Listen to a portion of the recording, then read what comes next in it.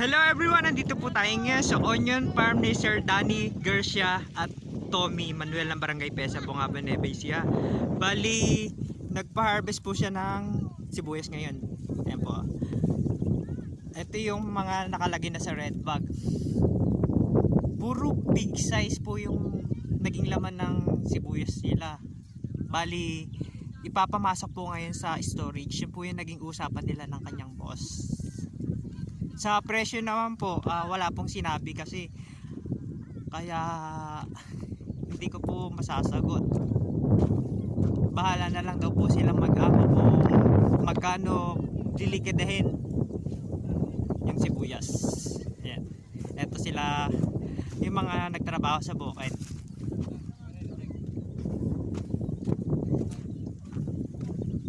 Ito yung anak.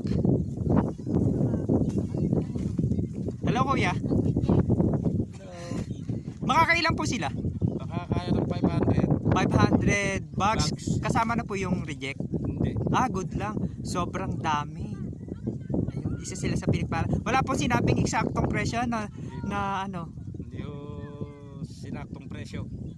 Bahala na lang sila mag-uusap. Ayun. Yun nga po yung sinabi kanina ni Kadani. Ayan, thank you po. Thank you. Ito po yung good size ano. Opo. O, tingnan nyo po yung good size nila. Sobrang lalaki. Pamasok talaga sa storage. Yan.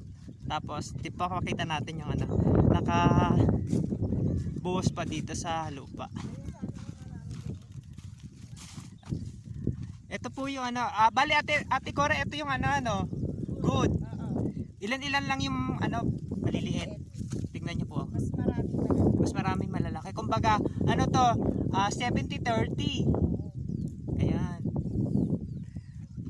Lilipat tayo dito sa pangalawang block.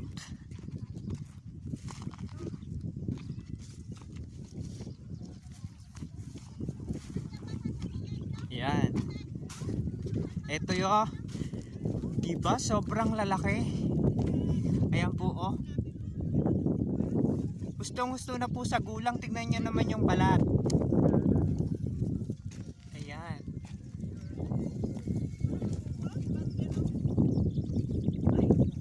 Ayan. Ate, bakit hindi pa nakalagay sa supot? Ay, walang sako. Wala silang, naubusan sila ng supot na red bag. Kaya nakalagay pa sa ano.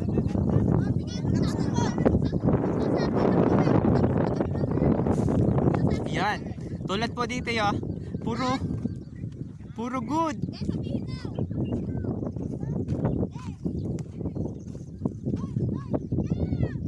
Ayan.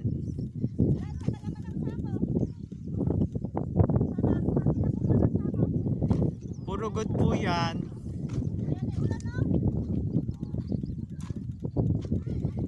Isa po sila sa ano, blessed ngayon na onion farmers dito sa Bungaban. Kahit dinaanan ng bagyo, marami silang inani.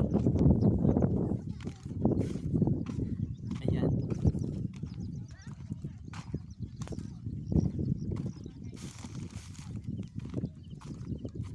Dito po yung anak, pangatlong block.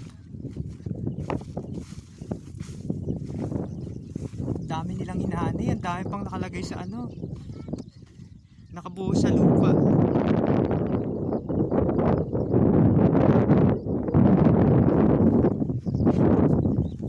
Ayan po.